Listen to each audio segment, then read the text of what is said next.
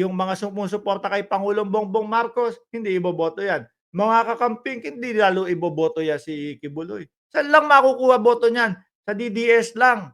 Oh, yung ipinagmamalaki ho nila mga boss chief amo sir na 32 million, eh isa din ho ako doon sa bumoto. Ngayon hindi na ako boboto sa kanila. At ako naniniwala ho, hindi lang isa ako, hindi lang daan piraso ng tao ang hindi naboboto doon sa mga dito, no? Milyon po 'yan. Milyon po yung mga bumoto kay Inday Sara Duterte na sa susunod na midterm election, eh, yung mga alagad ni VP Sara ay hindi na po nila iboboto. At isa na nga ho ulit ako do'n, mga kababayan. Kaya yang si Kibuloy, ekis na 'yan. Yung sino ba 'yun, si Bondok, wala wala wala din ho 'yun. Lalo na si Philip Salvador, oh.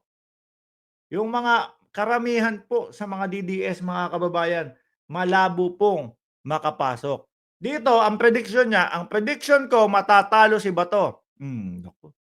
Nasaan ba ang posisyon ni Bato de la Rosa ngayon sa top 12 mga bossing? Nandun po sa 12, pero hindi po ano, hindi yung solidong 12.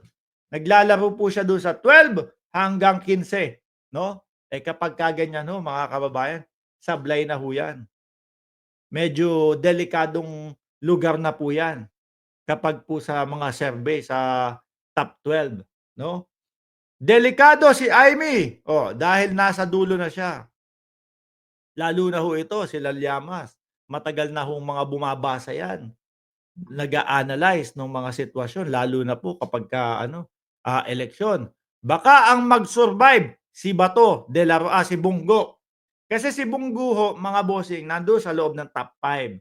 Pero nakikita niya dito 9 or 10, 'no, 9 or 10 sa administrasyon ang mananalo. Pero ako ang prediction ko kay Bongo, mga bossing, siguro ang magiging posisyon niyan pang 9 or 10, 'no, doon sa top 12. Makakalusot 'yan si Bongo.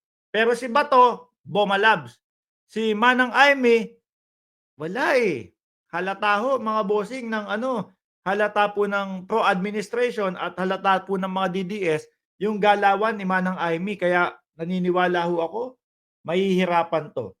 Ano, naglalaro, eh, sa dalawang ilog. Pero yung Bato de la Rosa, kung babalikan natin yung kanyang mga ginawa, kung babalikan natin, eto pong, 2024 ang nagpabagsak at nagpalaglag po ng husto sa kandidatura ni Bato de la Rosa. Dahil ho nahalata ng mamamayang Pilipino mga boss na ano, walang ibang gagawin sa Senado. Panay ho pagtatanggol lang kay dating Pangulong Duterte. Kahit na alam na nila sablay na ipagtatanggol at ipagtatanggol. Kahit alam na nila na baluktot yung dahilan, eh babaluktutin nila. Ipapaliwanag nila ng kung ano-ano sa mamamayang Pilipino. Sabi ni Liv Morgan, criminals shouldn't be allowed to run. Eh, they're criminals. Dapat nga ho, ipasa na yung ano na yun, yung batas na yun. Na kapagka ikaw, eh may patong-patong na kaso at yung kaso mo, eh malala pa, kagaya nung kay Kibuloy, wag mo nang patakbuhin hanggang sa maayos niya yung gusot na yun. 'Di ho ba? Sabi ni Laguna Vibes, puro bias lang yung mga hearing ni Bato, sayang ang tax ng bayan. Correct ho 'yan. Ano, nakita niyo naman yung pideyalik-pideyalik. So, gagawa ng batas in aid of legislation. May nakita po ba kayong in aid of legislation doon? May nakita po ba tayo na napala ang bayang Pilipinas doon sa hearing ni Tobats? Wala. Ano, bagkus nasayang lang ho ang pera ng bayan. Bakit? Eh siyempre kada isang hearing, may mga catering 'yan, may mga papasok na empleyado para diyan. Yung oras ng mga ibang senador, yung oras ng mga pinapatawag niya. Oh, 'di ba ho?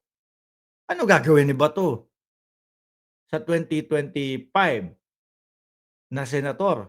Wala na ho mga kababayan. Ang dapat ho sa atin, mga boss chief amo sir, mabawasan po yung mga latak ng mga senador, 'no? Kaya lang nagkamali tayo nung huli, eh. Oh, Yung 2022 election nagdagdag tayo ng latak, #1 pa. Pero mga bossing sa susunod ho, 'no, sa susunod na eleksyon kung mag-re-elect 'yan si Robin Padilla sa 2028, ekis sa'kin 'yan, 'no. Kaya lang, ang sabi ho ng mga DDS, kung sakaling matuloy ang impeachment kay Inday Sara Duterte, Makati, Ilonggo dito.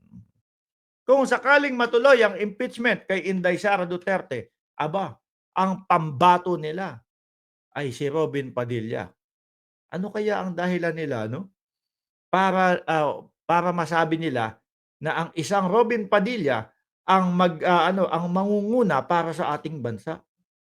Dahil taartits. Alam niyo naman po mga kababayan na mahilig po yung mga DDS sa mga artista. "Uy, artista 'to, sikat 'to, si Ipi ito, may magagawa sa bayan 'to. Uy, artista 'to, si Robin Padilla 'to." Oh, pinapatakbo ng pangulo. Iboto natin 'to. Mga DDS lang po ang mahilig diyan, mga kababayan. Ako nung ibinoto ko si Robin Padilla, Ma'am Trek Sevilla, pinakinggan ko yung kanyang mga interview, eh. Pinakinggan ko yung isinusulong niya dati. Sabi ko, "Maayos, mukhang aanuhin 'to, mukhang itutuloy-tuloy ni Robin." Wala naman po, mga kababayan. Biglang nakita natin, parang naging ano na lang din, parang naging abogado na lang po ni dating Pangulong Duterte. Hmm. Tingin ko ₱9 hanggang 10 sa administrasyon ay mananalo. Ayan, sabi ni Llamas. Ako 9 hanggang 10 hindi ko masyadong nakikita, 'no? Siguro kung may manalo man po na mga pro-administration, nasa 4, 5 para sa akin 'no, 'yun po yung ano ko diyan, 'yan po yung prediction ko, 4 o 5 na galing po sa administrasyon. Bakit ho si Mark Ramos, hindi straight na nakasuporta sa pro-administration? Kasi ho mga kababayan, sila ano, sila Harry Roque, etong sila Robin Padilla, nadali na ho tayo kasi dati niyan mga boss. Nandun po sila sa administrasyon. Si Robin Padilla, although hindi lehitimo na nandoon po sa administrasyon, pero isinasama siya, 'no, doon sa mga campaign rally. O kaya siyempre isipin ng taong bayan, aba suportado din 'to ng Pangulong Bongbong Marcos. Yung pala tataksilin pala sila, mananaksil pala sila sa ating pangulo mga bossing, 'di ho ba? O kaya ako sabi ko sa sarili ko, boboto ako naaayon doon sa aking, pagrerebisa kung sino 'tong mga tao na 'to, kung ano talaga ang kakayahan nito, at kung ano talaga ang gagawin nito, mga kababayan. O 'yan, meron akong mga iboboto sa administrasyon at meron din ako iboboto na wala sa administrasyon. Eto, kung sakali nga, kung si Senadora Risa Ontiveros ay tumakbo o kung tatakbo, kung re-electionist siya sa 2025, hindi nga ho, 'no? Kung re-electionist lang ho 'yan, mga kababayan, ay naku, isasama ko sa listahan ko 'yan, mga bossing. Bakit? Lalo na ho sa Senado, sa nakikita ho natin, naku, sa nakikita ho natin, parang yung Senadora Risa Ontiveros lang ang talagang may straight to the point na layunin na mapabuti ang bansa. Hindi kagaya ni Bongo. Oh, ano ba ginawa ni Bongo? Paulit-ulit ipinagmamalaki yung kanyang ano, paulit-ulit ipinagmamalaki ni Bongo yung kanyang, ano ba yun? Malasakit na puro palugaw naman. Anyway, kayo ho, i-comment niyo diyan sa comment section, ano sa tingin ninyo ang mapapala nitong tatlo na 'to? Uulitin ko yung sa'kin, Senadora Amy Marcos, same po, nanganganib, 'no, malabong manalo. Bongo, nakikita ko nasa makakapasok 'yan, siguro top 9 or top 10. Top 10 yung kanyang magiging posisyon.